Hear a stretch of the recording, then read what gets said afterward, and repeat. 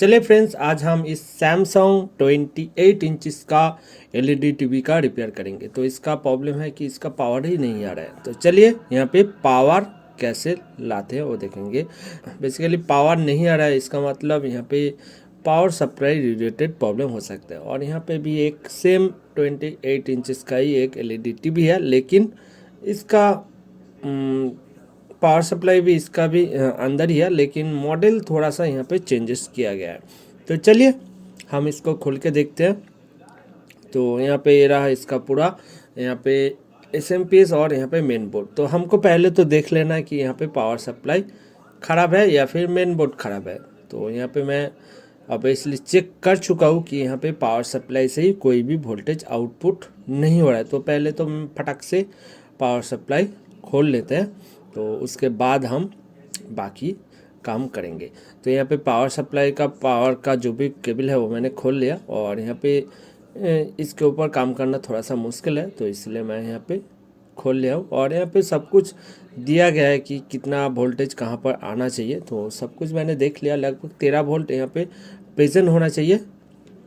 जो एसएमपीएस है वो ऑन होने पर 13 वोल्ट प्रेजेंट होना चाहिए। उसके साथ 5 वोल्ट भी है, और यहाँ पे इसके साथ जो बैकलाइट का कनेक्शन है वो भी है। तो इसलिए यहाँ पे सब कुछ जो बैकलाइट ऑब्वियसली है वो जो सिग्नल है वो मेन बोर्ड से आएगा। तो पहले तो हमारा 13 वोल्ट प्रेजेंट होना चाहिए। तो चलिए मैं यहाँ पे देख लूँगा कि यहाँ पे 13 वोल्ट प्रेजेंट है कि नहीं। तो यहाँ पे सब कुछ यहाँ पे मार्किंग किया हुआ है कि कौन सा पिन पर कितना वोल्टेज होना चाहिए। तो उस हिसाब से आपका भी एलईडी अगर होगा तो वहाँ पे भी आपको मिल जाएगा कहाँ पर कितना वोल्टेज होना चाहिए। तो मैं यहाँ पे ऑब्वियसली फिर से आप लोगों को चेक करके दिखा दूंगा कि यहाँ पे कहाँ पर कितना वोल्टेज प्रेजेंट है या फिर नहीं है।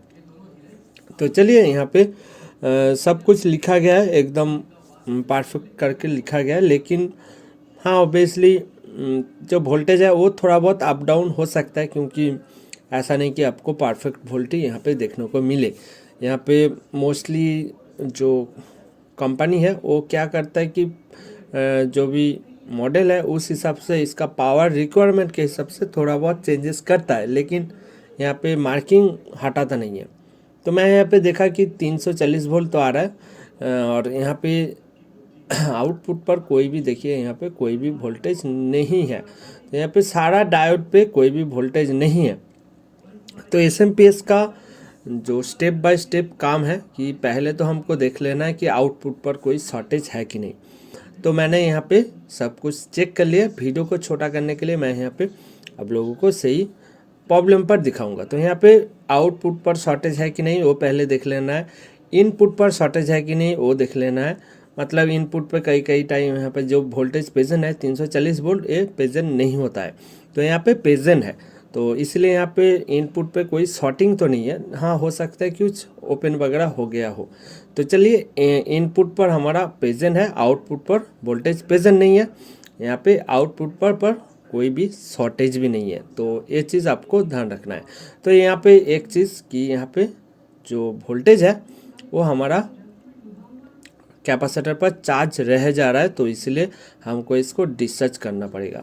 और यहाँ पे ये भी बात है कि जब आउटपुट पर शॉर्टेज होता है उन केस में जो वोल्टेज है वो धीरे धीरे डिस्चार्ज हो जाता है, जो कि इनपुट पर वोल्टेज होता है। मतलब जो हायर वोल्टेज का कैपेसिटर होता है वहाँ पे वो डिस्चार्ज होने लगता है, लेकिन इनमें ऐसा नहीं हो रहा है। तो इसका मतलब इनपुट पे ही दिक्कत हमारा है। तो चलिए हम यहाँ पे इनपुट का जो दिक्कत है वो ढूंढेंगे, और यहाँ पे स्टेप बाय स्टेप हम देखेंगे। तो पहले तो इनपुट पर हमारा 340 वोल्ट प्रेजेंट है। उसके बाद ये 340 वोल्ट ऑब्वियसली हम ग्राउंड को काउंट करके हुए देखेंगे। तो यहाँ पे 340 वोल्ट, उसके बाद ट्रांसफार्मर में जाएगा, ट्रांसफार्मर का जो प्राइमरी है वहाँ पे जाएगा, उससे होके मॉसफेट का जो ड्रेन है वहाँ पे जाएगा, और सोर्स पे हमारा नेगेटिव रहेगा। तो यहाँ पे जैसे कि शॉर्टेज वगैरह तो नहीं हुआ है, तो जिसके कारण कोई भी ऐसा दिक्कत नहीं होना चाहिए कि वोल्टेज प्रेजेंट ना हो। तो हम यहाँ पे देखिए प्रॉब्लम थोड़ा बहुत अगर आप देख लेंगे तो आपको आइडिया आ जाएगा कि यहाँ पे कहाँ से दिक्कत हो रहा है। तो जैसे कि मैंने देखा कि यहाँ पे 340 वोल्ट यहाँ पे जाके यहाँ पे एक जो मेन PWM IC है वहाँ पे जा रहा था। तो यहाँ पे देखा कि यहाँ पे वोल्टेज प्रेजेंट नहीं है।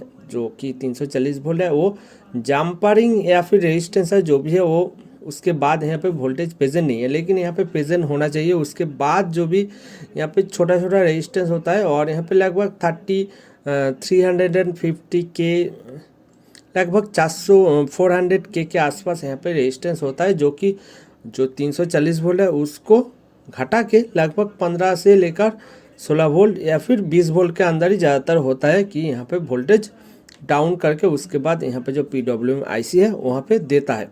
तो यहाँ पे मैंने देखा कि यहाँ पे जम्परिंग है, तो जम्परिंग को खोलने के लिए और वहाँ पे रास्ट भी पड़ा हुआ है, तो उसको हम सही से काम करेंगे, तो इसलिए मैंने यहाँ पे हीट सिंक वगैरह हटाना पड़ा।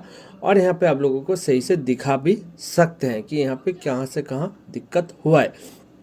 तो जैसा कि यहाँ पे देख सकते हो ये भी जम्पर है जो कि यहाँ पे बिल्कुल रस्ट पड़ चुका है, तो जिसके कारण यहाँ पे PWM जो IC है वहाँ पे नहीं जा पा रहा था।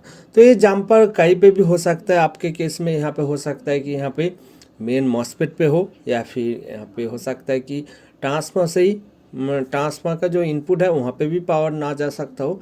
तो यहाँ पे सब कुछ आपको चेक कर लेना है। जैसे कि यहाँ पे रेजिस्टेंस के जो जम्परिंग के बाद यहाँ पे रेजिस्टेंस होके IC पे जा रहा था, मेन जो IC है SMD IC PWM के लिए, और उससे मॉसफेट कंट्रोल होता है, उसके बाद हमारा ये स्विचिंग होता है। तो प्रॉब्लम आपको पहले तो देख लेना है कि प्रॉब्लम यहाँ पे दिक्कत क्या है। दिक्कत अगर शॉर्टिंग वगैरह हुआ है तो उस केस में क्या होता है, इनपुट पे फ्यूज वगैरह उड़ जाता है। तो जैसे कि यहाँ पे इनपुट पे फ्यूज वगैरह नहीं उड़ा है, तो यहाँ पे चांसेस है कि यहाँ पे ओपन वगैरह हुआ है, तो ओपन मोस्टली रास्ट पड़ता है, और कौन केस में यहाँ पे ओवरलोड के कारण भी यहाँ पे फ्यूज वगैरह थोड़ा बहुत उड़ भी सकता है, लेकिन शॉर्टिंग के कारण भी उड़ सकता है। तो ऐसे आप नहीं कह सकते कि यहाँ पे शॉर्टिंग जो फ्यूज उड़ गया वो किस कारण उड़ा है। तो शॉर्टिंग हमारा यहाँ पे नहीं था क्योंकि इनपुट पर वोल्टेज प्रेजेंट था, तो और आउटपुट पर भी शॉर्टिंग नहीं था जो मैंने टेस्ट कर लिया था। तो आउटपुट पर भी शॉर्टिंग होने पर यहाँ पे वोल्टेज नहीं आता है। एक पर भी यहाँ पे अगर डायोड शॉर्ट हुआ, यहाँ पे लगभग 7 डायोड है, 7 डायोड पे एक डायोड भी अगर शॉर्ट हुआ तो यहाँ पे कोई भी वोल्टेज प्रेजेंट नहीं होगा। तो यहाँ पे 82 वोल्टेज, जो कि यहाँ पे बैकलाइट का वोल्टेज यहाँ पे 82 क्यों है मालूम नहीं है, लेकिन 82 तो है। उसके बाद 15.47, तो मतलब ये बेसिकली 13 वोल्ट का जो यहाँ पे वोल्टेज है वो 15.47, और यहाँ पे 5.2 वोल्ट भी है, और हमारा ये रिपेयरिंग कंप्लीट हो चुका है। तो चलिए हम यहाँ पे इसको टीवी पर जल्दी से लगा लेता है, और उसके बाद देखते हैं कि यहाँ पे क्या कुछ आ रहा है, यहाँ पे पिक्चर आ रहा है कि नहीं आ रहा है। तो ये भी हमको देख लेना होगा, और ऑब्वियसली हमको सब कुछ सही तरीके से यहाँ पे जो बैकलाइट वगैरह कनेक्शन है वो सब कुछ हमको लगा देना है। और यहाँ पे मैंने पावर केबल को लगा दिया, और आगे हम इसको टेस्ट करने वाला है कि यहाँ पे ये सही से वर्किंग कंडीशन में आ चुका है कि नहीं।